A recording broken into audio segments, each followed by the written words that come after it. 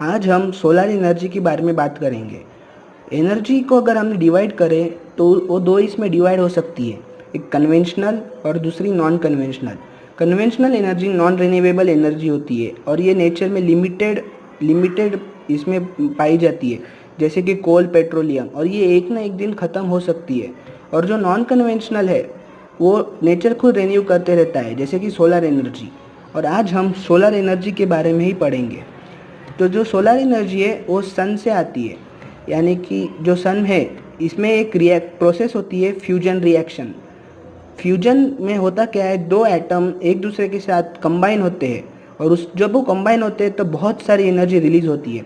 जैसे hydrogen atom जब ये एक दूसरे के साथ कंबाइन होते हैं तो ये बनते हैं हेलियम एटम के न्यूक्लियस, और इस प्रोसेस में बहुत सारी एनर्जी रिलीज होती है।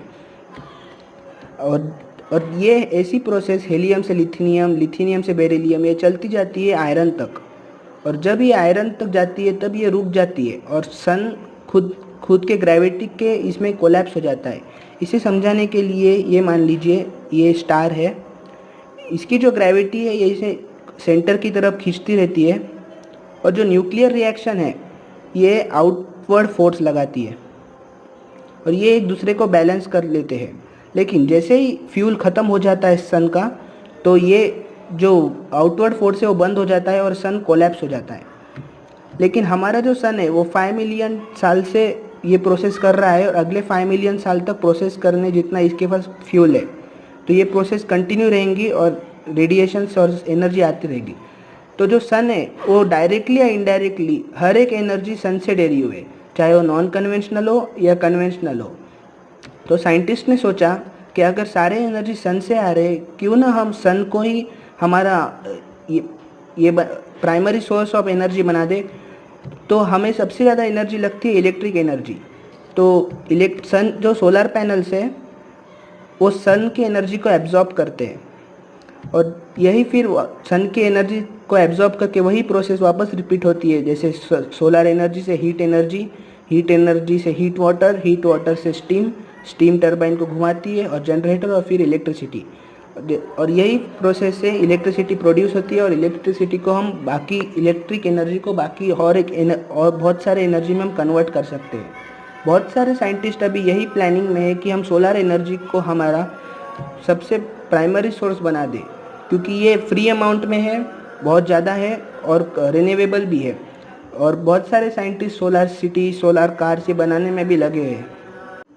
आज हम न्यूक्लियर एनर्जी के बारे में बात करेंगे।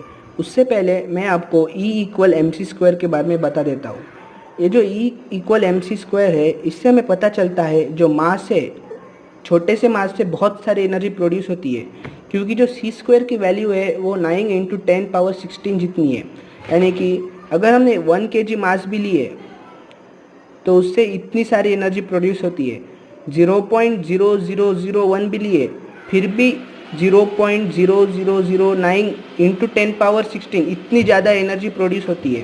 ये बहुत ज़्यादा एनर्जी है। यही कंसेप्ट यूज़ करके ह्यूमंस ने दो चीज़ें बनाए, एक एटम बॉम्ब या न्यूक्लियर बॉम्ब और दूसरा न्यूक्लियर रिएक्टर। ये एटम बॉम्ब या न्यूक्लियर बॉम्ब ह्यूमैनिटी को डिस्ट्रॉय करता है और ये न्यूक्लियर एनर्जी यूज़फुल हो सकती है।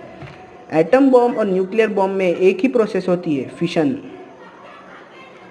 फिशन यानी एक एटम को दो इसमें डिवाइड करना। होता क्या है, ये समझिए एक एटम है, इसको हमने दो इसमें डिवाइड करे। अब जब हम इन दोनों का ऐड करते, इन दोनों का मास जब ऐड करते तब ये इससे कम होता है। तो जो मास लॉस हुआ है वो एनर्जी के फॉर्म में लॉस होता है, इससे बहुत सारी एनर्जी रिलीज होती है। ये इस फॉर्मूला से हम समझ सकते हैं। तो यही प्रोसेस, यही कंसेप्ट यहाँ यूज़ होता है एटम बॉम्ब और न्यूक्लियर रिएक्टर में। बस फ़र्क ये होता है कि यहाँ अनकंट्रोल्ड वे में रिएक्शन होती है और यहाँ कंट्रोल्ड वे में। बाकी पूरी की पूरी प्रोसेस सेम है।